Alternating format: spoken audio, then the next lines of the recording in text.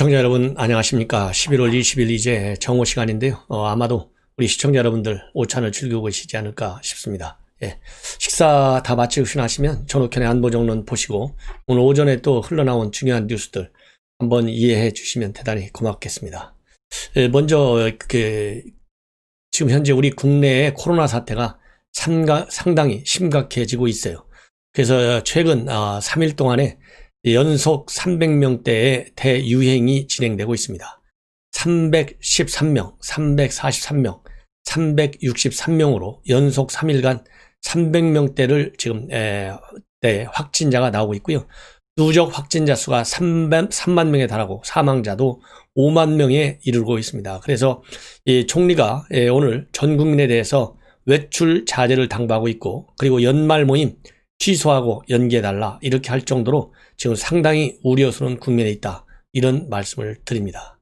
이렇게 지금 우리 국내 상황도 안 좋은데 이인영 통일부 장관이 뭐라고 그랬어요?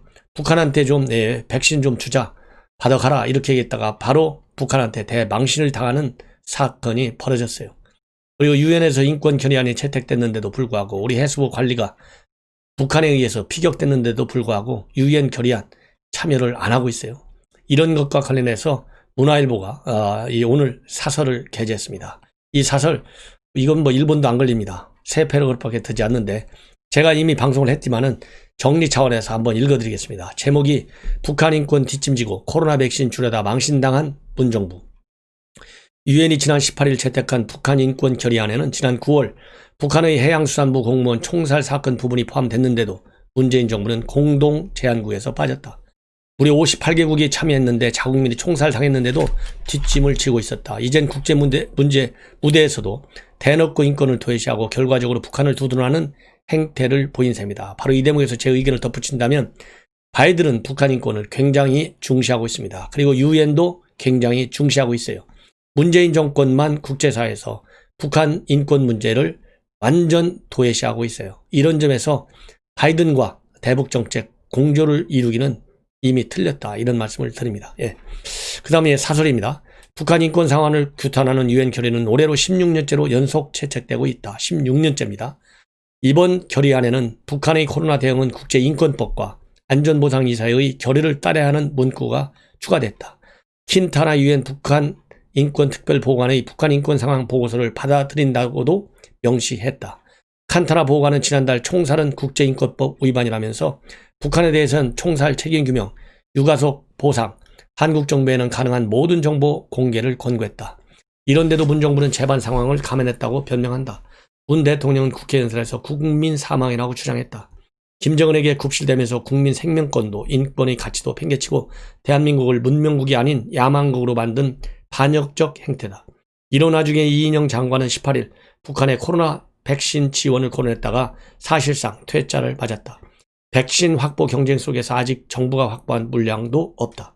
북한은 19일 없어도 살 수 있는 물자라며 거부 의사를 밝혔다. 정부는 식량 지원을 거론했다가 꼴사납게 놀아대고 있다는 핀잔도 들었다. 자, 이쯤 되면 얼빠진 정부가 아닌가. 핵심은 바로 이쯤 되면 얼빠진 정부가 아닌가. 이것이 사실 제가 하고 싶은 말씀이에요. 예. 그리고요, BTS 병역 연기하는 문제가 한동안 많은 논쟁거리가 된 바 있습니다. 그래서 이 민주당에서 중심이 돼서 대중문화예술 분야의 우수자 입영 연기시키는 이러한 이 문기를 이 병역법에 포함시켜서 병역법 개정안을 발의했습니다. 그래서 이 BTS 이 대중예술 분야에 있는 사람들도 이제 병역 특혜를 받을 수 있다, 이런 말씀을 드립니다. 그 다음에 이 니케이 일본 신문의 보도인데요. 한국 정부가 최근에 일본과 관계 개선 적극 나섰다. 바로 그 배경에는 바이든이 당선이 상당히 크게 작용하고 있다, 이런 요지로 지금 글을 실었어요. 이미 여러분들 아시다시피 박지원, 그 다음에 김진표 이런 사람들이 일본 스가 총리를 만나서 도쿄올림픽을 계기로 해서 남북한과 미국과 일본이 참여하는 4자 정상회담을 요구하고 있지 않습니까? 다 물먹고 있는 것이죠. 왜? 강제징용 배상 문제가 관해서 한국 정부가 이 일본 정부의 국제법 원칙, 그 다음에 한일 청구권 협정에서 이미 해결됐다는 일본의 입장을 받아들이지 않으면 안 되겠다고 하는 것이 변함없는 일본의 확고한 원칙이고 입장입니다. 그렇기 때문에 이렇게 망신당하면서까지 일본을 지금 방문하고 있는데, 이러다 보니까 니케이 신문에서 이제 얼마나 급하면 바이든 정부가 들었으니까 한국 마음대로 김정은이를 가지고 국내 정치에 개입하고 국제사회에 말하자면 평화 쇼를 하기 어려워지니까 이제 일본에 추파를 던지고 있다. 이런 요지의 글인데요. 참 망신스러운 이 기사다. 이런 말씀을 드립니다. 또 망신스러운 외교안보 측면에서의 일이 있어요. 인도 태평양과 관련해서 인도 태평양 전략을 지금 미국이 강력히 추진하고 있고 바이든도 이어서 추진할 것으로 보입니다. 왜냐하면 바이든 부통령을 때 오바마 때 아시아 재중심 정책, 즉 리밸런싱 팔러시를 썼어요. 이것이 트럼프 때 더 발전이 돼가지고 인도 태평양 전략으로 바뀌었어요. 그렇기 때문에 바이든도 유사한 정책을 쓸 것이 분명한데요. 현재 문재인 정부는 이 인도 태평양을 지리적 개념으로만 보고 있어요. 참 큰일 났다, 이런 말씀을 드립니다. 그래서 이 인도 태평양 아시아 중시 정책 이것과 관련해서 그런 하나의 흐름을 말씀을 드린다면, 인도 태평양 전략으로 이 아태 지역 개념을 확장시킨 것은 2017년도 11월 트럼프 대통령이 아시아 순방을 하면서 일어나기 시작했어요. 그래서 2017년도 12월 달에 백악관이 미 국가안보 전략 보고서를 발표했는데, 그때 기존의 아태 대신에 인태라는 용어를 쓰기 시작했습니다. 그래서 인도 태평양을 하나의 공간으로 보는 개념은 이미 2007년도에 인도를 방문한 아베 총리에 의해서 처음으로 제시가 되기 시작했어요.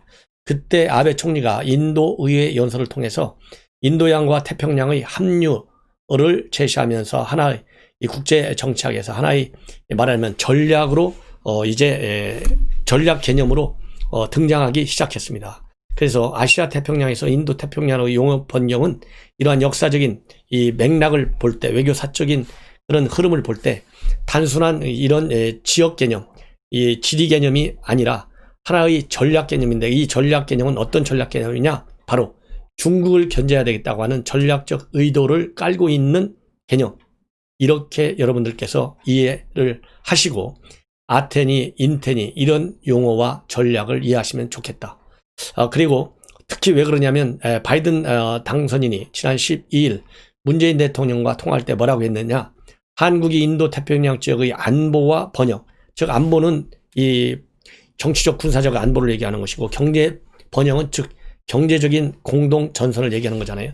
여기에 있어서 린치핀이라고 얘기했어요. 즉 핵심 축이다. 이렇게 발언했습니다.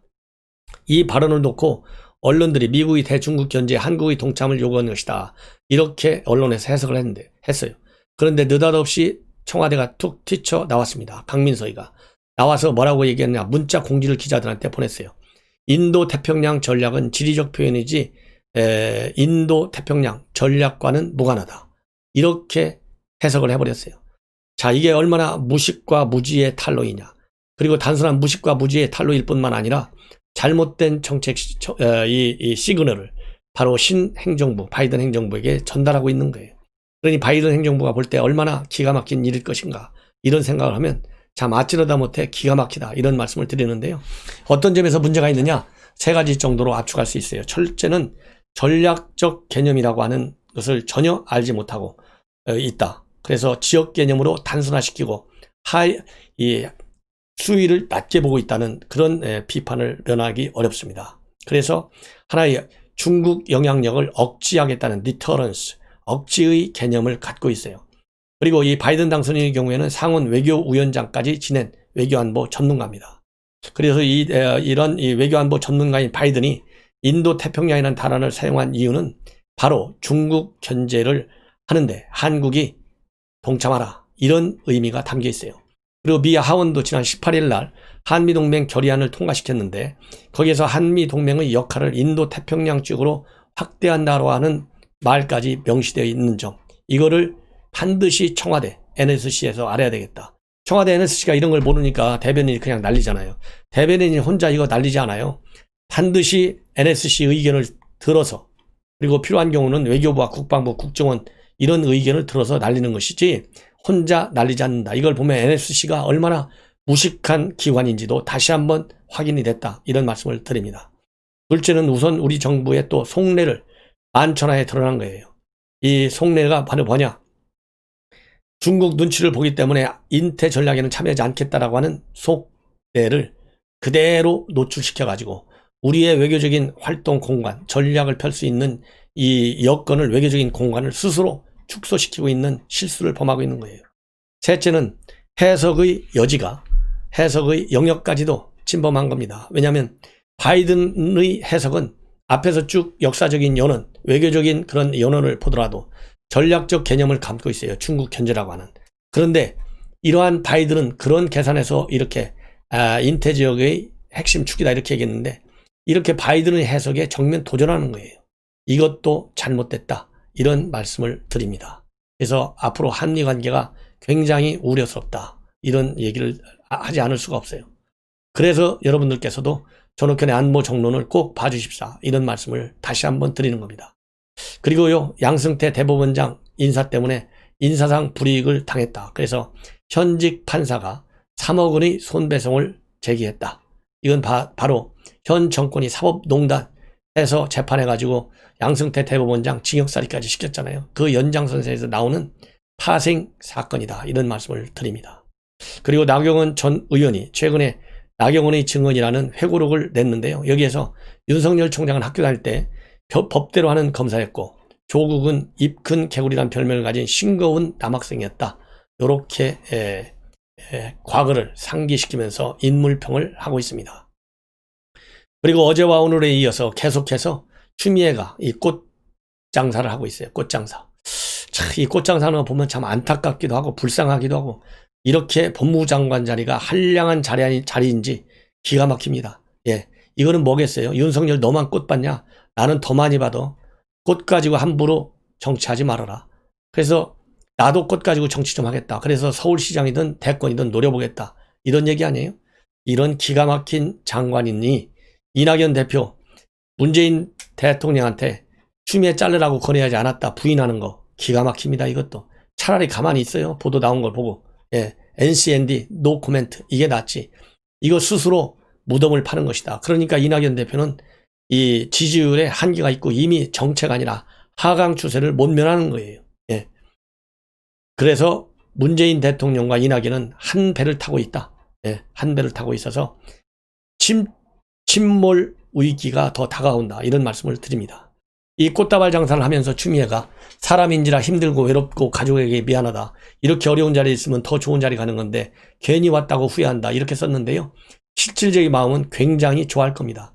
매일같이 언론에 대서특필되잖아요. 땡추. 이거를 노리는 거 아니에요? 그래서 전 세계에서 추미애를 모르는 사람이 없을 정도로 광고 효과가 200%, 2만% 되고 있다고 말해요. 요걸 즐기기 위해서 꽃밤을까지 등장한 것이 아니냐. 이러다 보니까 이 추미애와 같은 라인의 선상에 있는 사람이 최강욱, 진해원 이런 사람들이잖아요. 이 사람들도 약방의 감초처럼 바로 등장하고 있어요. 그래서 이 최강욱이는 어머니의 마음, 이 어머니 마음은 바로 김흥영 검사, 이 극단적 선택한 거죠. 상관의 압박에 못 잊어서 이 김흥영 검사의 어머니가 이 또 꽃다발을 보내왔어요.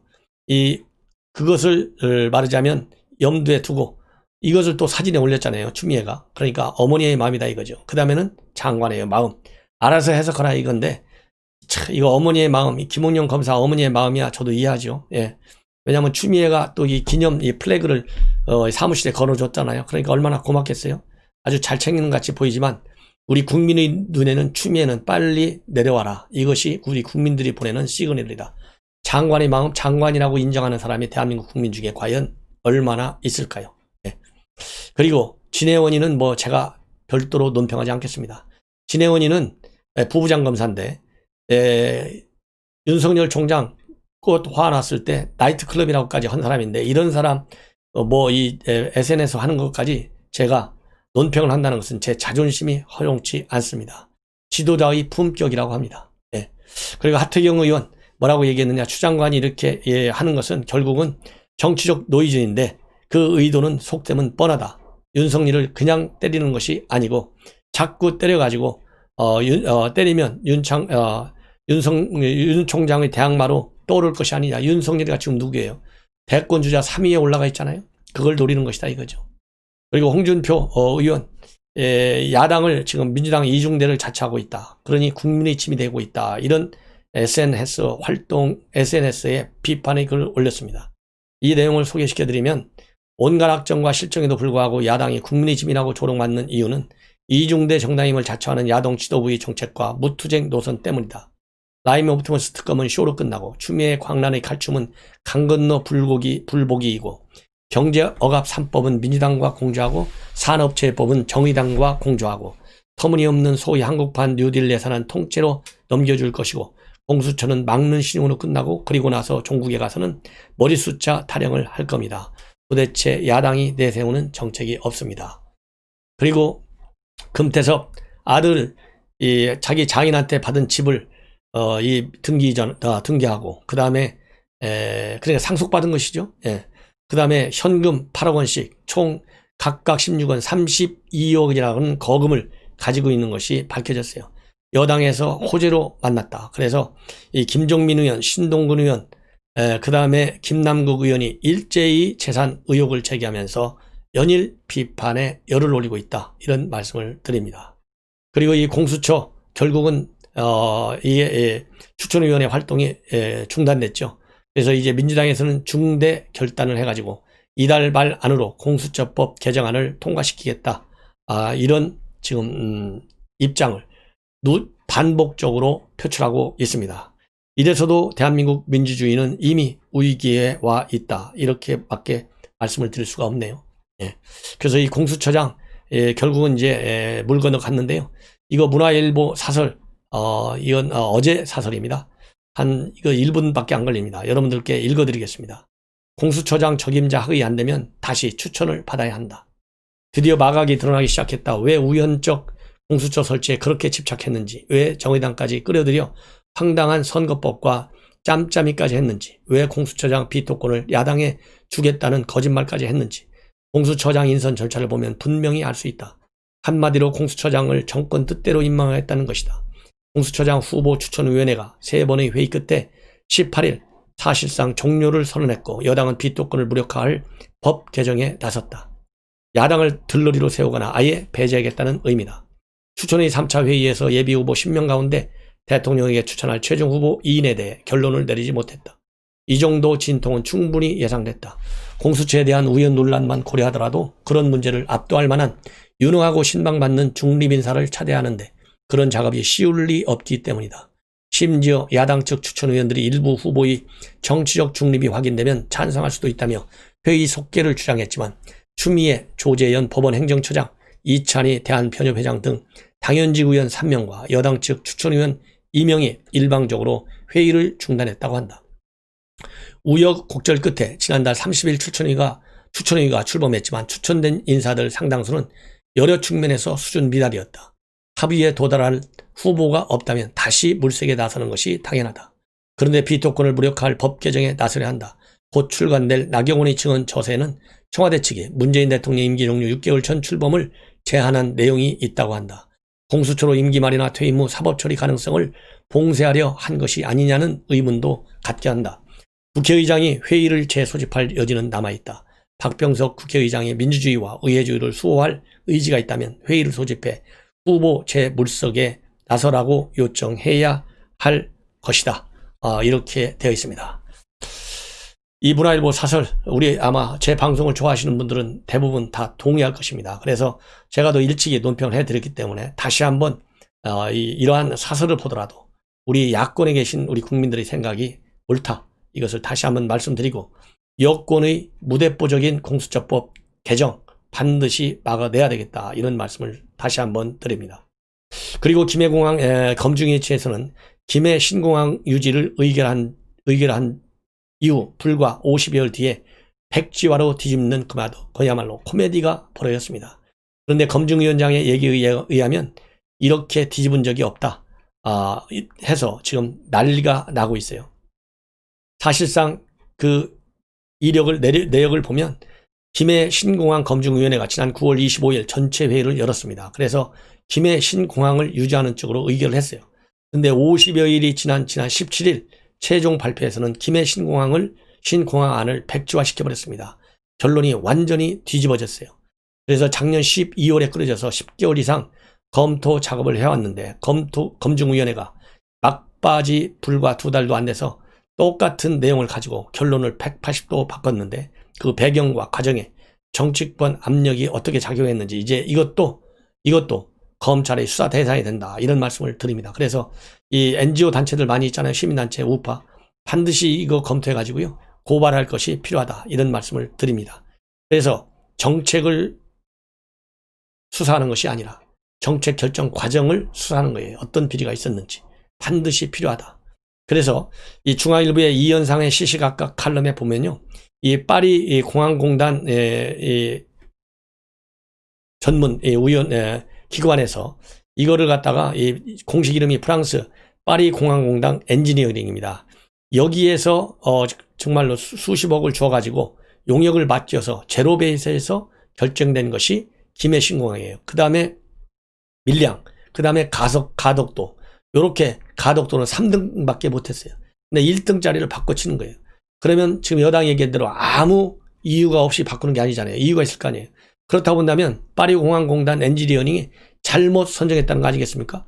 그러면 손해배상을 청구하라. 20여 원이나 용역비를 줬는데 손해배상을 청구하지 않으면 오히려 정부가 이거는 배임이라는 생각이 든다, 요런 칼럼까지 실릴 정도로 엄청난 문제점을 가지고 있다.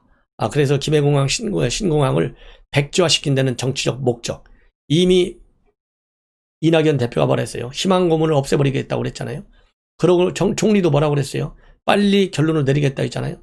그러니까 다 결론을 내려놓고 월성 원전을 폐기시키기로 결론을 내려놓고 그 결론에 맞게 경제성도 그리고 판매 전기료 단가도 다 조작해버렸잖아요. 똑같은 일이 지금 벌어지고 있어요. 그래서 이거는 감사원 감사도 가야 되고요, 검찰의 수사도 반드시 필요하다, 이런 말씀을 제가 제 의견으로 드립니다. 그래서 이 조선일보에 나와 있는 오늘자 사설 읽어드리겠습니다. 월성 1호 폐쇄 조작과 똑같은 김해공항 백지화 조작, 이것이 제목으로 되어 있어요. 요거 한 1분 한 20초 정도밖에 안 걸립니다. 패러그래프 3개밖에 안 돼요. 그대로 읽어드려서 여러분들이 정리를 다시 한번 하도록 도와드리도록 하겠습니다. 예. 이렇게 되어 있습니다. 김해 신공항 백지화 결론을 낸 검증위원회에 참여했던 일부 의원들이 의사결정 과정에서 여권으로부터 상당히 강력한 압박을 받았다고 했다. 가덕도 공항을 원하는 민주당 소속 부울경 자체장들 지자체장이 공동으로 만든 TF로부터 문자메시지 등을 수차례 받았다고 한다. 한 의원은 일부 젊은 의원들은 두려움을 느낀다고 토로했고 정신적 스트레스 때문에 사의를 표명한 사람도 있었다고 했다. 다른 의원은 김해 신공항 유지로 방향이 잡힌 걸로 지난 5일까지 알고 있었는데 결론이 뒤집혔다고도 했다. 내부 의견 충돌로 심사 절차가 파행됐고 가장 첨예한 쟁점인 안전 내용을 담당 의원들이 대부분 불참한 가운데 표결로 통과시키는 어이없는 일도 벌어졌다고 한다. 민주당 정권이 내년 4월 부산시장 보궐선거에서 가덕도 카드로 환심을 사기 위해 검증의 결론을 인위적으로 만들었으리라는 것은 짐작했던 일이다. 하지만 막상 의원들의 입을 통해 노골적인 압박을 확인하니 그 무도함에 놀라울 따름이다. 김해 신공항 확장은 세계 최고 전문가들로 구성된 프랑스 업체가 1년간 조사한 끝에 내린 결론이었다. 주무부처인 국토부도 지난 수년간 김해가 최선이라고 수차례 공식 입장을 냈다. 이런 안이 선거에 혈안이 된 여권의 압박 때문에 180도 뒤집혔다. 억지로 꽤 맞추다 보니 검증의 결론도 허점투성이다. 검증위는 김해 신공항이 일부를 제외하고 대부분 항목에서 결정적 문제가 없다고 판단했다. 소음, 활주로 길이, 여객 수요 계산, 낙동강 수질 오염 우려 등 다른 주요 쟁점도 합격선을 넘었는데 관계기관과 협의가 없었고 미래 확장성이 부족하다며 결론은 사실상 백지화로 냈다. 김해의 강점인 경제성은 아예 평가 대상에서 빠졌다. 이러니 검증위원들 사이에서 여권 전력에 들러리를 섰다는 말이 나오는 것이다. 지금 드러나는 모든 정황은 검증위가 요식 절차했다는 것이다. 이낙연 비상대표는 이달 초 부산을 찾아 희망 고문을 빨리 끝내겠다고 했고 정세균 현 총리는 지난달 말 부산에서 부울경의 간절한 영왕이 외면받지 않도록 하겠다고 했다. 검증위를 설치하고 총괄해온 전 현직 총리가 공식 결론이 나오기도 전에 가덕도 신공항을 기정사실화한 것이 무엇을 뜻하겠나. 오거돈 시장의 성추행 사태로 다급해진 여권이 가덕도를 선거용으로 써먹기 위해 답을 정해놓고 온갖 무리수를 남발한 것이다. 조기 폐쇄 답에 맞추려고 경제성 평가를 조작한 월성 원전 1호기 때와 판박이다. 그래서 제 의견 추가 하나 더 하겠습니다. 국민의힘 뭐합니까? 이럴 때 감사원에 감사도 청구하고 지난번에 월성 원전 고발했잖아요. 그래서 대전지검에서 즉각 지금 수사에 착수했잖아요. 요 마찬가지로 국민의힘 측에서는 바로 검찰에 고발하라 이런 말씀을 드리고 싶고 NGO 단체 측에서도 검찰에 고발하십시오. 그리고 감사원 감사를 청구하시고 청와대에 국민청원을 내주십사 이렇게 말씀을 드립니다. 시청자 여러분, 이것으로 제 방송을 마치겠습니다. 대단히 고맙습니다.